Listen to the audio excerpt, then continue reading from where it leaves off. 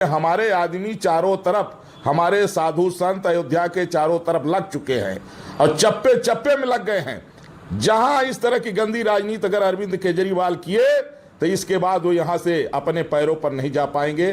कुछ कालनेमी अयोध्या आ रहे हैं, जो राम के ऊपर प्रश्न चिन्ह उठाते थे, जो राम मंदिर के ऊपर प्रश्न चिन्ह उठाते थे, जो राम को काल्पनिक कहते थे, आज उनको राम जी की इतनी चिंता हो गई, राम मंदिर की इतनी चिंता हो गई। तो भगवान की लाठी में आवाज नहीं होती है, भगवान दंड जरूर देते हैं। ऐसा विचार करके शांतिपूर्वक रहना चाहिए, किसी के ऊपर कोई आक्षेप नहीं लगाना चाहिए। केजरीवाल जैसे धूमकेतु महामूर्ख जो सनातन का विरोध करता था, जो हमारे आराध्य प्रभु महाप्रतिष्ठा महोत्सव का जो विरोध करने का काम किया, आज आकर के सियासत करने का जो काम कर रहा, ऐसे लोगों की कोई आवश्यकता, कोई जरूरत नहीं है।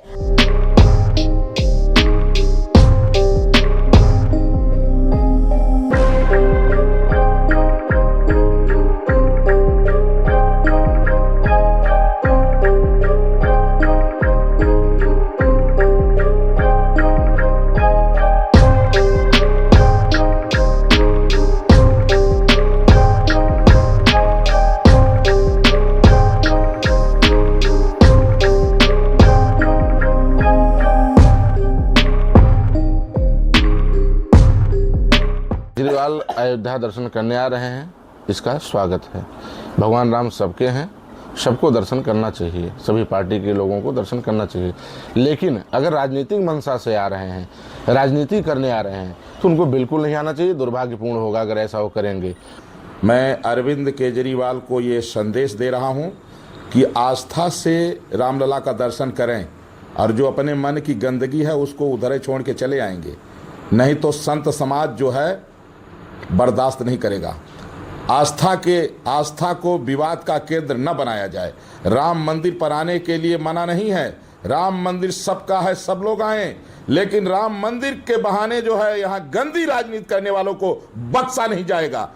वो लोग इस पे राजनीति कर रहे हैं, जो लोग निहत्थे राम भक्तों की सीना गोली से छलनी करने में पैरोकारी करते थे, वो लोग इस पे राजनीति कर रहे हैं जिनको राम से कोई लेना देना नहीं है। वो लोग राजनीति कर रहे हैं जिनको सिर्फ अपनी रोजी रोटी सेकना है, वो लोग आज राजनीति कर रहे हैं।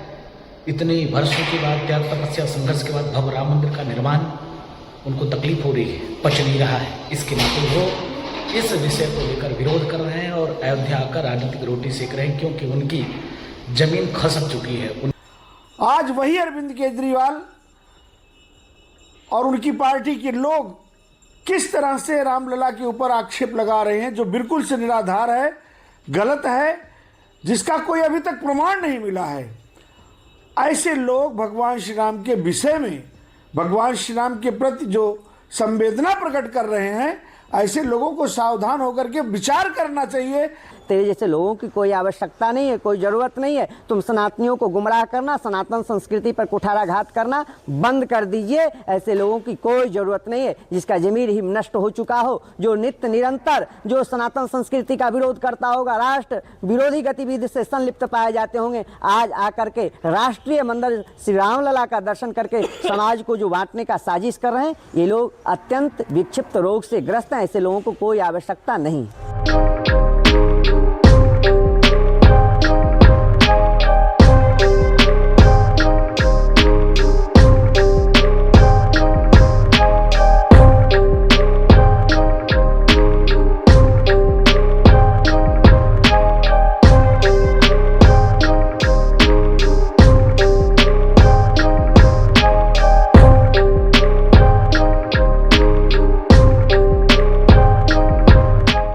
जिस तरह की खबरें आ रही हैं वहाँ से श्री राम मंदिर जी के में से, उससे दिल बहुत आहत है, मेरा मन बहुत व्यथित है। ऐसे मेरे जैसे करोड़ों लोग हैं जिनका मन बहुत व्यथित है। इसीलिए कल मैं अभी अयोध्या के लिए निकल रहा हूँ यहाँ से। कल राम मंदिर में जाके भगवान के दर्शन करूँगा और दर्शन करने के बाद हनुमानगढ़ी भी जाएंगे, वहाँ कुछ संतों से भी मुलाकात करेंगे और वहाँ आप लोगों के साथ विस्तार से चर्चा होगी। इस मामले में अरबों रुपए चोरी हो गए, कुछ पैसा रिकवर भी हो गया, उसके बावजूद भी एफआईआर तक नहीं हुई। बिना एफआईआर के, मैं तो कानून समझता हूँ, कानून पढ़ा है मैंने, बिना एफआईआर के एसआईटी नहीं बन सकती। सीआरपीसी में लिखा हुआ है कि एफआईआर के बाद ही एसआईटी बनेगी। ये एसआईटी किस कानून में बनी है, किस कानून की किस धारा में बनी है? कोई कानून नहीं है। इस एसआईटी के पास जांच करने की कोई पावर नहीं है।